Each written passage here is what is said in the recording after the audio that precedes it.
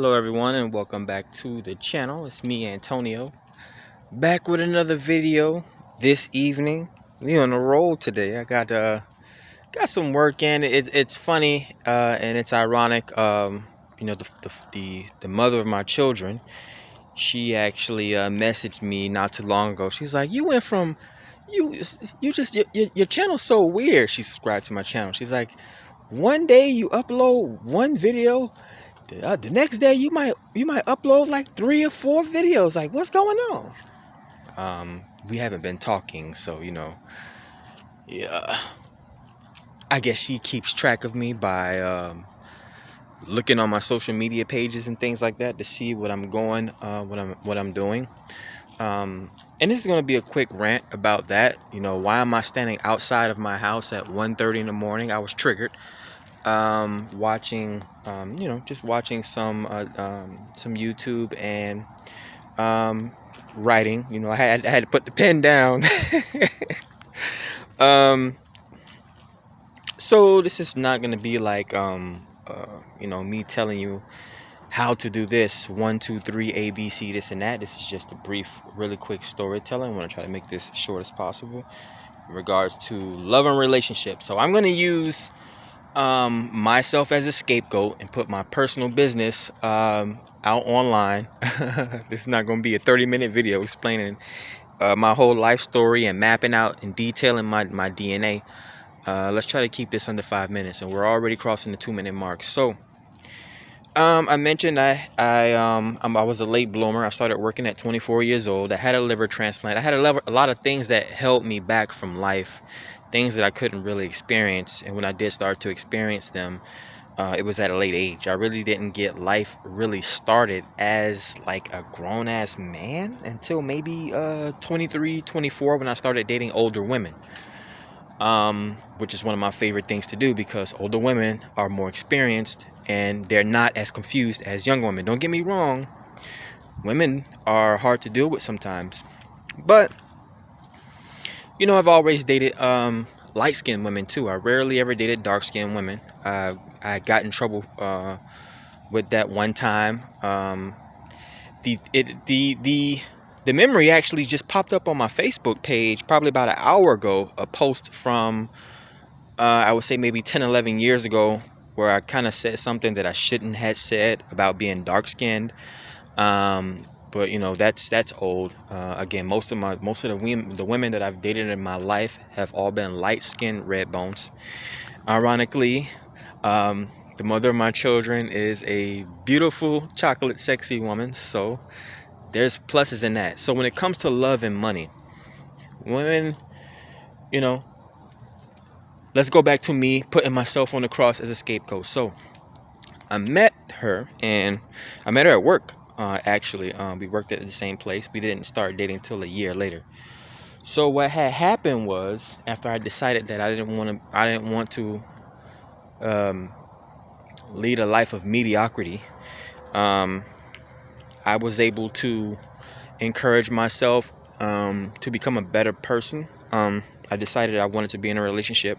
I wanted to have kids. I wanted to have my own car, my own home. I want to live the American dream, right? So I decided to lock it down, barely a year into the relationship, and work myself up to the corporate plantation. And it's true, it's easier for women to work themselves up in the corporate world than it is for men. I work in the call center industry. I work in customer service. I have nothing but women working around me.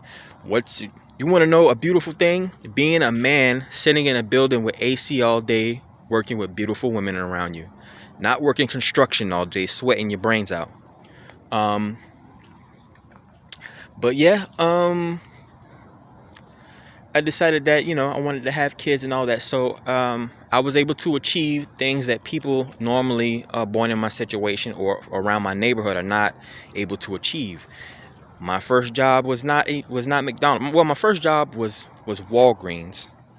But I don't really count it because I only worked that job for 3 weeks at 19 years old. I didn't get my next job until I was about 23, 24 years old, due to my circumstances and my health and things like that. But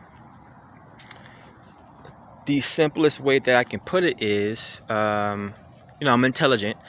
I didn't get a job at McDonald's or Burger King or Publix. Or it wasn't a $8 an hour job. I was able to get myself a $16 an hour job, which is still not much, but it's better than the amount of money. Again, predominantly where I come from, people are working minimum wage jobs. If you're lucky, you might get a $10 an hour job somewhere, working in the stock in the back room somewhere, or in some call center somewhere.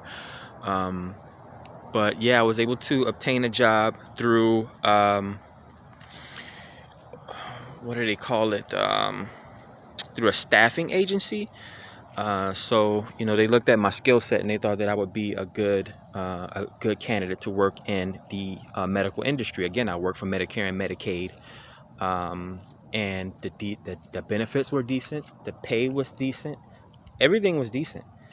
At that point, I felt like I wanted to dedicate myself to a beautiful black woman, and we did that. I did that until I felt like I was not able to trust her anymore. Now, when women break men's trust, that's what makes things fall down. Love and trust. And trust is money. What's money? Money is a trust. That's why men love their women and women trust their men. But yeah, after the deception or the disrespect, it's been almost 7 years later, and I still haven't forgotten about it. And I was willing to die and do everything that I needed to do at that point, for my relationship, for my kids, for my family, for my future. I wanted to build this great empire. I love you, you love me. But when we experience things like, especially when things like that happen over and over and over and over again, which is not my situation. It's just one of those things where I feel like if you disrespect me one time, we're gonna have a problem. I mean, we're good today, not peachy, but when you're the quarterback, and you want to lead your family to a championship, you gotta learn how to quarterback the situation. If you can't live in the same household at that time, you have to be financially well off, or be in the right mind frame to realize I need to get a second apartment, or you guys need to go somewhere for a couple months. We need to be in different places before we end up in an even more toxic situation. But I just wanted to really speak on that part of it. Black men are willing to do whatever they can for their black queens. But when their black queens are distracting them, are disrespecting them, that doesn't make a man want to be a man to you anymore. Not saying that in order for me to be a man, you have to act like a woman, but you don't want to do things for people. You don't want to go all out 100%, 110% for someone that you don't have full faith in, that you don't have complete trust in. So that's what the complete argument comes from when it's financial lovemaking, whether it's men versus women, whether it's a conversation about the two most important currencies in the world, love and money, marriage, whatever the case may be. It all comes back to a love and trust type of relationship. So again, people are willing to do anything for people that they trust and they love. But when that trust and love is broken, it's very hard to get it back. Men are simple-minded. Men have tunnel vision. We don't flip-flop back and forth like women. It's crazy because they don't apologize, but they expect men to apologize. So I just kind of wanted to throw that out there in the ether. It's not that men really care about women taking all their money, or that they don't want to, work, or they don't want to do. You can be the ultimate manifester. You can be the ultimate guy out there. And again, my situation, I put myself out on a limb, got the best job I could ever get, and I worked my ass off for it to provide for my family. And then when I feel like there's been disrespect or there's some type of sleight of hand, that just breaks the whole thing down. That makes me not want to go 100 for you anymore, because then that means that anything can happen at that point. So just keep that in mind when you guys are talking about love and finances, or looking for your significant others. Um, Definitely important conversations to have. Um, we'll build the Babel Tower for you. We'll build the staircase to heaven for you. Don't be our Achilles heel, though. That's not what we here for. So when we say build with us, you're our backbones, and if we can't have anybody else in our corner, we need our black women in our corner. I'll do whatever for you. But if you cross me one time, I'm not gonna want to ever do anything for you. And even if I attempt to, I'm always gonna remember that time where you lost my trust or you lost my respect. So I'll never want to be that man that I was trying to be for you in the beginning. Whether it's a Future or a Russell Wilson. Women know they want Future. They know they want that swag. They want to take Future out of those Air Forces and those tight jeans and that hoodie, and they want to put him in a business suit. That's what it means. Again, Future dated a bunch of gangsters before she dated Russell Wilson. That's what she wanted. She had to settle for Russell Westbrook. It just happened to be a blessing. It happens like that. Sometimes you have to try new things. Your taste changes. We like sugar, but when your doctor tells you you can't have sugar anymore, you can't have sugar anymore. So that's basically what it is. Women also want Westbrook's types of dude. Westbrook's. Women also want Russell Wilson type dudes at some point in their lives, but it's only after they've been ran through and they've failed in other relationships. They don't come out of the gate wanting a guy like that.